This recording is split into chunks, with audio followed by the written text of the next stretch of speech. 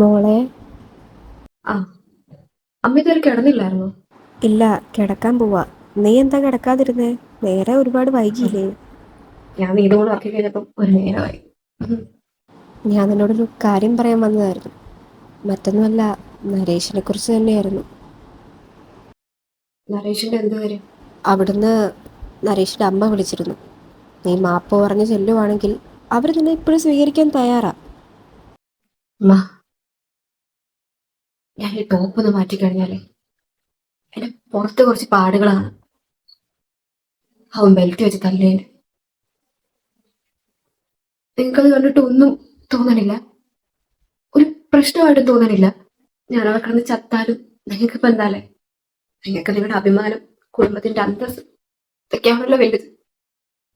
ഞാൻ 1000 വട്ടം പറഞ്ഞത് ഈ ആലോചന എനിക്ക് വേണ്ട വേണ്ട വേണ്ട. കേട്ടിരുന്നു ആരെങ്കിലും? അല്ലെങ്കിലും ഈ തറവാട്ടില് പെൺകുട്ടികളുടെ വാക്കിന് വിലയൊന്നുമില്ലല്ലോ. നിങ്ങൾ കുറെ കുടുംബക്കാരെങ്ങ് തീരുമാനിക്കും, ബാക്കിയുള്ളവർ അതൊക്കെ അനുസരിച്ചോ. എന്നിട്ടിപ്പോ എന്തായി? ഞാൻ കോഴ്സ് കഴിഞ്ഞ് വന്ന് ഒരാഴ്ചക്കുള്ള നരേഷിന്റെ ആലോചന അമ്മ കൊണ്ടുവന്ന്. അന്ന് ഞാൻ കുറെ പറഞ്ഞതാ, ഞാനൊരു കല്യാണത്തിന് തീരെ റെഡിയല്ല, എനിക്ക് മെന്റലി പ്രിപ്പയർ ആവാൻ കുറച്ച് സമയം വേണം. ഹോ, എന്തോന്ന് പ്രിപ്പയർ ആവാൻ, കല്യാണം കഴിയുമ്പോൾ എല്ലാം ശരിയായിക്കോളും ആയിരുന്നല്ലോ നിങ്ങളുടെ ഡയലോഗ്. എന്നിട്ട് ശരിയായോ? നിങ്ങളുടെ പ്രശ്നം എബി ആയിരുന്നല്ലോ. അന്യമതത്തിലുള്ള ഒരുത്തനെ പ്രണയിച്ചു, അവനോട് ജീവിക്കണം എന്ന് ആഗ്രഹിച്ചു. അത് നിങ്ങളോട് പറഞ്ഞു. അതാണല്ലോ ഞാൻ ചെയ്ത തെറ്റ്. അന്ന് അമ്മയും അച്ഛനും വിഷം കഴിച്ച് ചാവുന്നവരും ഭീഷണിപ്പെടുത്തി എന്നെ കല്യാണത്തിന് സമീപിച്ച്. എന്നിട്ട് എന്തുണ്ടായി? നരേഷിനെ മീറ്റ് ചെയ്ത സമയത്ത് ഞാൻ പറഞ്ഞത്, എനിക്ക് ഇയാളുടെ മുന്നോട്ട് ജീവിക്കാൻ പറ്റില്ല. ഇയാൾ നിങ്ങൾ കരുതുന്ന പോലെ ഒരാളല്ല. എനിക്ക് അയാളുടെ സംസാര രീതികളൊന്നും പറ്റുന്നില്ല. എനിക്ക് മുന്നോട്ട് അങ്ങോട്ട് പഠിക്കാൻ പറ്റുമെന്ന് പോലും എനിക്ക് അറിഞ്ഞൂടാ. എന്നെ ജോലിക്ക് വിടുമോന്ന് ഉറപ്പില്ല. അപ്പൊ നിങ്ങൾക്ക് എന്തായിരുന്നു? കൊമ്പത്തെ വീട്ടിൽ നിന്ന് വന്ന ആലോചന ഇത് കളഞ്ഞ അതെന്റെ അഹങ്കാരമാണ്. കാല് പിടിച്ച് ഞാൻ ചോദിച്ചല്ലേ, എന്റെ വീടുള്ള ഒരു ജീവിതം ഞാൻ എന്തുമാത്രം സ്വപ്നം കണ്ടതെന്നറിയാവോ?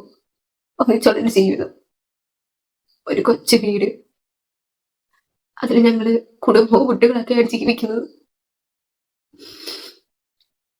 എന്തുമാത്രം ഞാൻ കെഞ്ചി പറഞ്ഞതാ. അവരിവിടെ വന്ന് നിങ്ങളുടെ കാല് പിടിച്ച് പറഞ്ഞില്ലേ? കേട്ടില്ല. അച്ഛനും ചേട്ടനും ഒക്കെ ഈഗോ ആയിരുന്നു. നമ്മുടെ ജാതി അല്ലല്ലോ അവൻ. എന്നിട്ട് ഇപ്പൊ എന്തായി? നിങ്ങൾ നിങ്ങളുടെ ജാതിയും കുലോ എല്ലാം നോക്കി ഒരുത്തന്നെ കൊണ്ടേ തന്നല്ലോ. കല്യാണം കഴിയുമ്പോൾ എല്ലാം ശരിയായിക്കോളും. നിന്റെ ഇപ്പത്തെ ഈ ചിന്താഗതികളൊക്കെ പ്രായത്തിന് ഇതിന് തോന്നുന്നതാ. കല്യാണം കഴിഞ്ഞ് നല്ല ഹാപ്പി ആയിട്ട് ജീവിക്കുമ്പോ ഞങ്ങൾ ഡിസൈഡ് ചെയ്തത് തന്നെയായിരുന്നു ശരി എന്നുള്ളത് നിനക്ക് മനസ്സിലാവും. എന്തൊക്കെയായിരുന്നു ഡയലോഗ് എല്ലായിടത്തിനും മുന്നേ? അമ്മയ്ക്ക് കൂട്ടുപിടിച്ച് പറയാൻ കുറെ അമ്മായിമാര്. എന്നിട്ട് എന്തായി? കല്യാണം കഴിഞ്ഞ് പിറ്റേ ദിവസം മുതൽ തുടങ്ങിയതാ നരേഷിന്റെ അമ്മയുടെ ടോർച്ചർ. ഓരോ ദിവസം ഞാൻ അമ്മേനെ ഇവിടെ വിളിച്ചു പറയുമ്പോഴും അമ്മ എന്താ പറയുന്നത്? ഓളെ ജീവിതം എങ്ങനെയാ, നീ അഡ്ജസ്റ്റ് ചെയ്യാൻ പഠിക്കും. ചെയ്ത് എത്ര നാള്? 4 വർഷം. എന്നിട്ട് 4 വർഷത്തിന് ഇപ്പുറം എനിക്ക് എന്ത് കിട്ടി? എന്റെ ജീവിതത്തിൽ ഞാൻ ഒരിക്കലും ഓർക്കാൻ ആഗ്രഹിക്കാത്ത ദിവസങ്ങളാ 4 വർഷം. ഒരു ദിവസം പോലും, ഒ- ഒരു ദിവസം പോലും ഞാൻ ആ വീട്ടിൽ സന്തോഷത്തോടെ നിന്നിട്ടില്ല. ചെന്ന് കയറി അന്ന് മുതൽ അയാൾക്ക് എന്നെ സംശയമായിരുന്നു. ഞാൻ ആരെ വിളിച്ചാലും സംശയം, വീട്ടിൽ വിളിച്ചാലും സംശയം, പുറത്തിറങ്ങിയ സംശയം.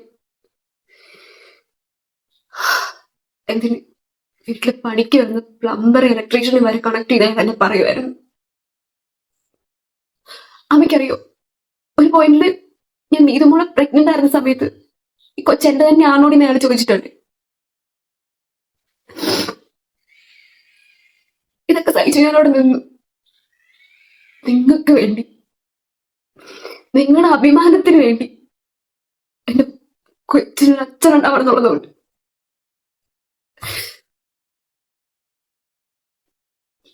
പക്ഷെ ഇനി വയ്യമ്മ. എന്റെ കുഞ്ഞിന്റെ മുന്നിൽ പോലും അയാളുടെ തല്ലുന്നു. അത് കണ്ടിട്ടല്ല അവള് വളരേണ്ടത്. എന്നും വീട്ടിൽ വന്ന് അമ്മനെ ദ്രോഹിക്കുന്ന അച്ഛൻ. അതായിരിക്കരുത് എന്റെ മോള് കാണുന്നത്. എനിക്കിനി പനിക്ക് നിൽക്കാനായിട്ട്. ഞാനൊരു കാര്യം ചോദിച്ചോട്ടെ, എബിയിൽ നിങ്ങൾ എന്ത് കുറവാ കണ്ടിരുന്നു? അവന്റെ ജാതിയായിരുന്നു നിങ്ങളുടെ പ്രശ്നം. പാവായിരുന്നില്ല അത്. നിങ്ങളുടെ കാല് പിടിച്ച് ചോദിച്ചതല്ലേ, അതൊന്നും വേണ്ട, എന്നെ മാത്രം കൊടുത്താൽ മതി. അത് നിങ്ങൾക്ക് അവന്റെ ജാതി പ്രശ്നം. ആ 70,000 രൂപ മാത്രം ശമ്പളം വാങ്ങുന്ന ഒരു സാധാരണ IT ജീവനക്കാരൻ ഇന്ന് അവൻ എവിടെ നിൽക്കുവാന്നറിയാവോ? അവന്റെ മന്ത്രി സാലറി മാത്രം 10 to 15 lakhs എങ്കിലും വരും. കുറെ നാളാ പാവം എന്നെ ഓർത്ത് നടന്നു. പെട്ടെന്ന് മറക്കാൻ പറ്റൂലല്ലോ. ഒരുപാട് സ്വപ്നം കണ്ടതായിരുന്നില്ലേ ഞങ്ങളൊരു ജീവിതം. ഒരിക്കൽ പോലും അവനെ കുറ്റപ്പെടുത്തിയിട്ടില്ല. അവനറിയായിരുന്നു എനിക്കൊന്നും ചെയ്യാൻ പറ്റില്ല. പക്ഷെ ഇന്ത്യ ഹാപ്പി ആട്ടോ. അവൻ മാരീഡ് ആണ്. ഞാനിത് നല്ല വെച്ച് അവൻ നല്ല രീതിക്ക് അവനെ ടേക്ക് കെയർ ചെയ്യുന്നുണ്ട്. അവർ ഭയങ്കര ഹാപ്പി ആയിട്ടാ ജീവിക്കുന്നത്. അവന്റെ ഫോട്ടോസും അവര് പോസ്റ്റ് ചെയ്യുന്ന വീഡിയോസ് ഒക്കെ കാണുമ്പോൾ എനിക്ക് ഒത്തിരി സന്തോഷം തോന്നും. കഴിഞ്ഞ ആഴ്ച രണ്ടുപേരും കൂടെ പാരീസിലൊക്കെ പോയായിരുന്നു. ഫോട്ടോസൊക്കെ അവർ ഇട്ടിരുന്നു. എന്ത് രസമാണെന്നറിയാമോ? ഞാനും പോയി കല്യാണം കഴിഞ്ഞു കൊടുങ്ങല്ലൂര്. നരേഷിന്റെ അമ്മയ്ക്ക് അവരൊരു നേർച്ച ഉണ്ടായിരുന്നു, അത് നിറവേറ്റാൻ വേണ്ടിയിട്ട്.